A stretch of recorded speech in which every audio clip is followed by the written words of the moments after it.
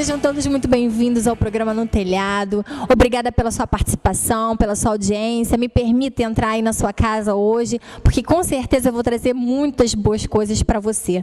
E hoje vamos falar de superação, de esforço, de garra, de, em primeiro lugar, de algo muito mais espiritual, mais superior do que nós aqui podemos talvez entender.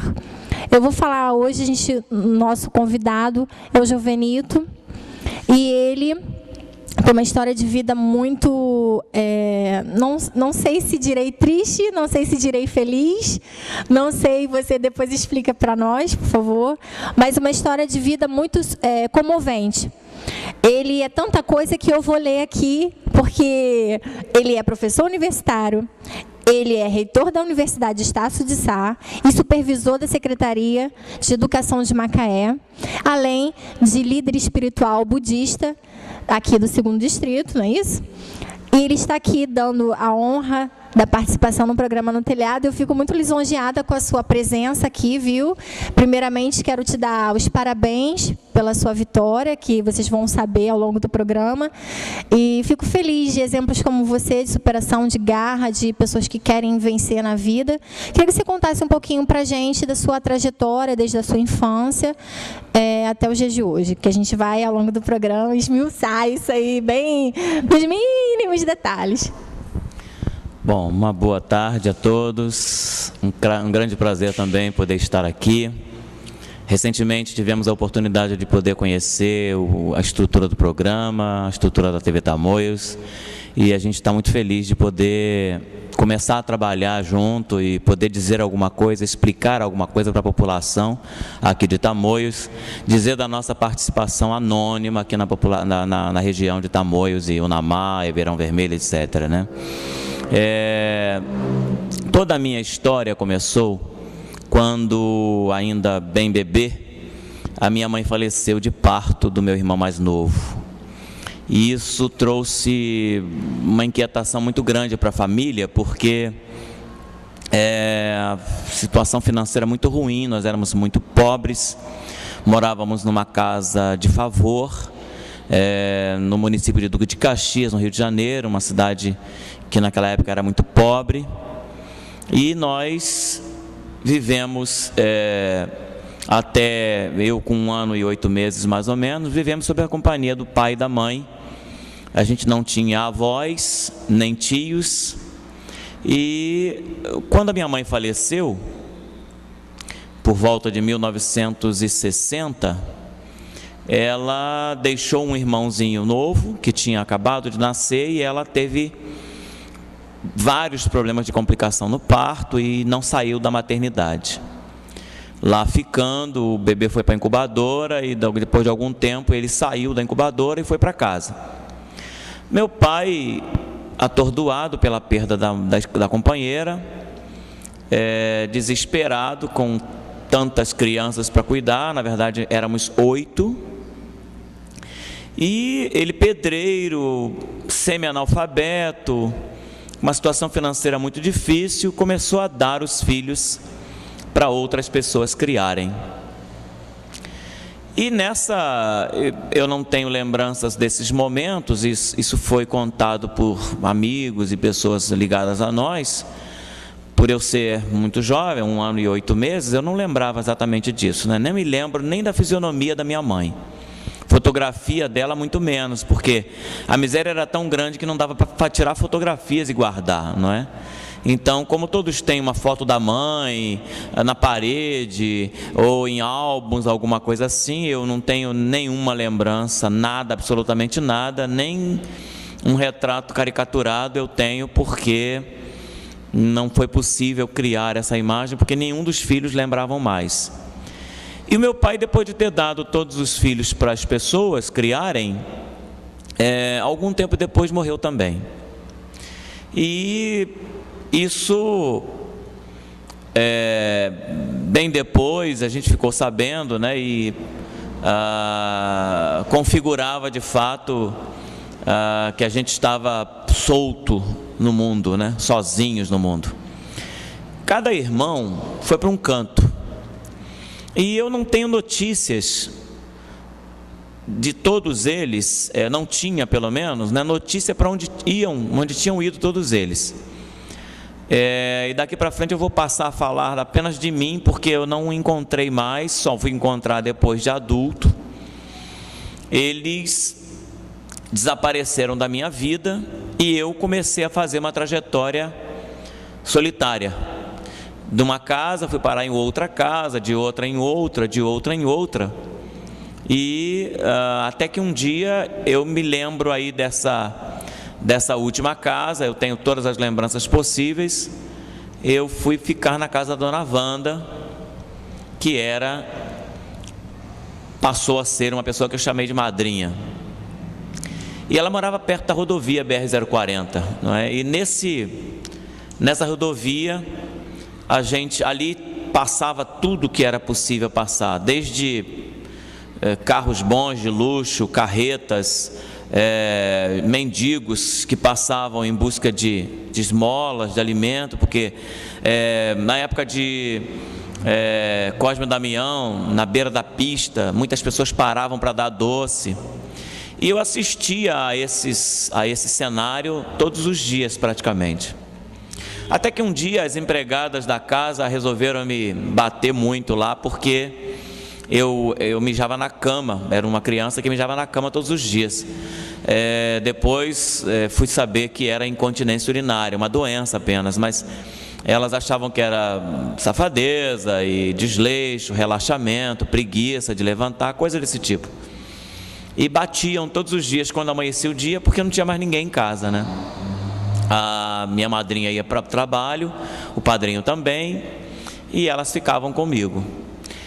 E esse dia eu fiquei tão amargurado que ela me botou para fora da casa, para fora do quintal, do terreno, fechou o portão e começou a gritar do muro para os outros ouvirem que eu mijava na cama. E gritava muito, né? Mijão, mijão, mijão. Eu me senti tão envergonhado com aquilo e tão fragilizado que saí andando em direção à rodovia, que era o lugar onde eu assistia todos os dias aquelas cenas todas. Eu sabia que ali eu encontraria abrigo em algum lugar, ou em algum carro que parasse, ou em alguma pessoa que por acaso passasse por ali. E eu, na verdade, quando cheguei à rodovia, que não era muito longe da casa, talvez uns 50 metros, encontrei um grupo que seguia em direção ao Rio de Janeiro, em direção ao início da BR-040. Esse grupo seguia para um lixão e eu não sabia.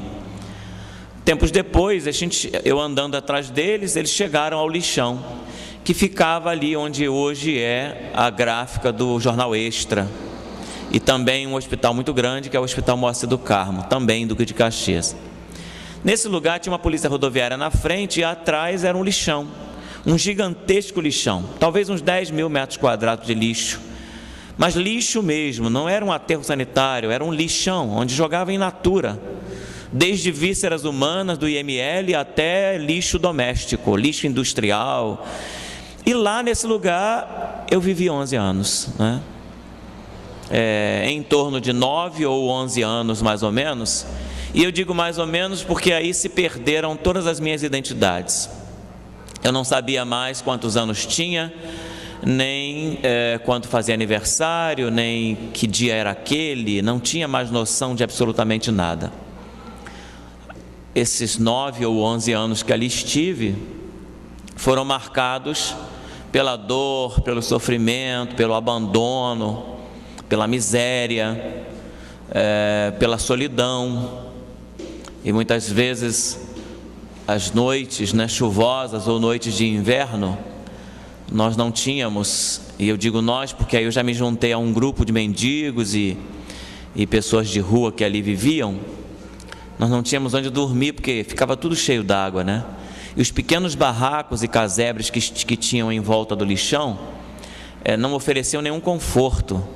Tinha, inclusive, a gente disputava com os animais, com ratos, baratas, percevejos, micróbios, piolho e coisas desse tipo. A gente disputava no espaço para dormir, para viver. Foram momentos muito dramáticos, muito interessantes até tendo em vista a minha situação de hoje.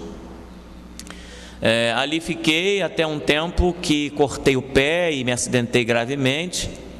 E a dona Joana, uma senhora que me acolheu, que me acolhia sempre, que cuidou de mim desde pequeno, desde os 6 anos, quando lá cheguei, ela me socorreu e levou até a rodovia. Na rodovia BR-040 de novo, uma Kombi parou para me dar socorro e me levou até o hospital. Fiquei internado durante muito tempo no hospital e nesse hospital, por muito pouco, não amputei uma das pernas até a virilha, tendo em vista o corte que tive no pé e todo o processo de infecção porque eu passei.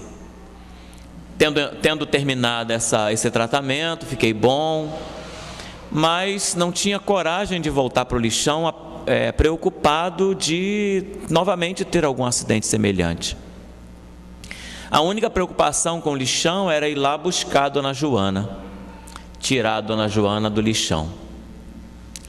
E voltei ao lixão para ver se conseguia resgatá-la, mas chegando lá, um duro golpe novamente, a dona Joana tinha falecido semanas depois de eu ter saído. Chorei amargamente, voltei para a rua e fiquei pelas ruas do Rio de Janeiro, por Duque de Caxias, engraxando sapato, vendendo picolé no verão, vendendo salgadinhos nos engarrafamentos e também nas esquinas, nos restaurantes à noite, fazendo pequenos serviços como comprar café, jornal, jogar no bicho para alguém, sempre procurando ganhar alguma gorjeta, algum trocado com o trabalho, esse trabalho informal. O tempo foi passando e eu fiquei por perto do hospital onde me tratei, porque o ser humano tem uma relação muito forte com os lugares onde ele vive. Ele tem muita dificuldade de largar os lugares, né? De deixar os lugares, porque é aventurar-se novamente. E como esse hospital eu fiquei um bom tempo, talvez uns 3 meses, eu me apeguei a esse lugar e as pessoas me conheciam. Até que eu consegui um lugarzinho para dormir à noite, quando fechava a recepção, e também consegui algum alimento dos doentes, né? Alimento de doente para comer à noite, coisa desse tipo. Jovenildo, o tempo que você passou no lixão, como que era a sua convivência com as outras pessoas que ali também estavam? Vocês eram tidos como inimigos por estarem disputando o mesmo lixo? Ou vocês eram amigos, tinham uma amizade por estarem ali tentando sobreviver? Como é que funcionava o convívio com as outras pessoas que também estavam ali no lixão? Bem, por eu ser criança, não é, eu estava sendo acolhido. Eu me sentia bem acolhido por todos. Embora eu presenciasse em alguns momentos brigas, disputas entre eles, né? Porque todos bebiam, eram alcoólatras, alguns até viciados em outras drogas que eu nem conhecia, mas eu percebia um relacionamento não tão amistoso entre eles. Mas comigo era uma relação de acolhimento. Por eu ser o mais novo de todos, por eu estar ali, por eu ser uma criança, né? Eu estava com 6 anos aproximadamente quando cheguei lá, e sempre foi uma relação muito boa comigo. Embora nós de vez em quando tivéssemos alguns descontentamentos, algumas coisas que por acaso alguém sempre reclamava de alguma coisa que eu fazia, e eu corria para o lado da dona Joana, porque eu me sentia protegido por ela. Embora os outros não me atacassem, nem tentassem fazer nada desse tipo. Eu via, inclusive, relacionamentos afetivos, amorosos entre eles, né? Havia mulheres e homens nesse ambiente, e algumas mulheres que vinham do nada, de algum lugar, que abandonaram família e coisa desse tipo. Ali se instalavam homens também que vinham da mesma situação, e ali acabavam se encontrando e namoravam e viviam, alguns até, eu tenho informação até de algumas gravidez que foram interrompidas lá com abortos provocados por algumas situações assim de indesejáveis, né? Mas por 2 ou 3 vezes eu vivenciei esse tipo de coisa. Então, quer dizer, existia um momento, existia um lugar de tranquilidade, de acolhimento entre nós ali, tendo em vista a situação em que todos se encontravam. Eu acho até que era uma situação normal e não tanto de conflito quanto se podia imaginar que pudesse haver numa comunidade dessa, né, desse tipo. E aí, Jovenito, como que surgiu essa, como que você teve assim essa luz, vamos supor, essa luz divina de você sair do lixo? Qual foi essa transição sua, esse processo de você ter vindo de um momento tão sofrido como esse que você passou e ter conseguido chegar onde você chegou? Como que você conseguiu estudar? Então, nesse momento em que eu estava por volta do hospital, buscando sobreviver, eu encontrei um homem que foi um caminho para mim, foi o farol da minha vida, né? Eu encontrei um homem, esse homem era professor, era dono de uma escola, uma pequena escola em Duque de Caxias. Essa escola, ela tinha até a 4ª série, hoje o 5º ano, né, do fundamental. E ele tinha um quartinho lá e tal, e eu o ajudei a chegar ao hospital quando sentiu mal na rua. Por acaso eu o encontrei e o ajudei a chegar ao hospital. Na verdade, ele me disse depois que aquela ajuda foi fatal, porque ele já tinha tido o 3º infarto e ele estava a um risco, a 1 milímetro de perder a vida.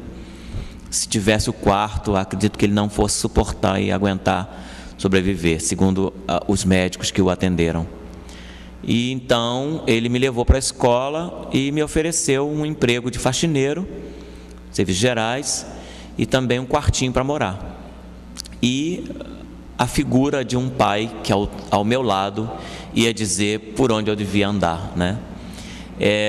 E essa pessoa, eu falo sempre o nome dele porque já faleceu, mas eu tenho um carinho, uma admiração, uma gratidão tão grande por esse homem. Chama-se Benilton Carlos Bezerra. Era um nordestino que chegou no Rio de Janeiro com muita dificuldade, mas que se formou também e avançou, era professor universitário. Exatamente o que eu sou hoje, ele era. E ele começou a me colocar para andar nesses caminhos que eu nem sabia se me levavam a algum lugar, mas como eu não tinha outro caminho a seguir, segui um caminho que ele vinha me apontando. Você já estava numa fase maiorzinho, né? Já devia ter uns 10 anos mais ou menos por aí? Quando eu me encontrei com este senhor? Não, muito mais. Veja bem, eu cheguei no lixão aos 6 mais ou menos. Vivi lá entre 9 e 11 anos. Eu já estava com 17. Então você já tinha uma consciência formada de todo esse período seu. E aí você tinha a comparação. Você era um adolescente revoltado, assim, de achar, poxa, por que meu pai me deu, né, meus pais me deram? Por que eu tive uma vida tão sofrida? Por que não podia ter sido diferente? Você era um menino revoltado? Você chegou a conhecer um outro lado? Porque pelo que você está falando, você era um menino bom, né? Você gostava das coisas direitas, mas você chegou a experimentar um outro lado, o lado da revolta, da rebeldia, até porque seria natural na adolescência. Não, eu não experimentei esse outro lado, porque, na verdade, eu não conhecia nenhum outro lado, a não ser aquela mesma vida que eu tinha. Eu só tinha aquela vida, eu não tinha nenhuma outra vida para comparar. Como eu tinha muita dificuldade de lembrar dos momentos anteriores, né? A única situação em que eu vivi de um pouquinho de melhor financeiramente, talvez, tenha sido naqueles dias que vivi na companhia da minha madrinha, com um pouco mais de conforto. Antes, eu não me lembro nada. E depois era o lixão. E quando eu saí do lixão, eu fui para as ruas, quer dizer, então eu não tinha nenhuma ideia de como era viver em família, como era viver numa outra comunidade, com um outro grupo, não tinha ideia. O que eu via, e eu via isso pelas ruas, eram pessoas passando diferentes de mim. Isso eu percebia, que elas eram diferentes. Mesmo da mesma idade, aproximadamente, eu me comparava com os meninos e meninas daquela idade, e eu os via bem arrumados, uniformizados, com mochila nas costas. Isso eu percebia uma diferença, mas não me causava revolta, porque eu também via pessoas como eu.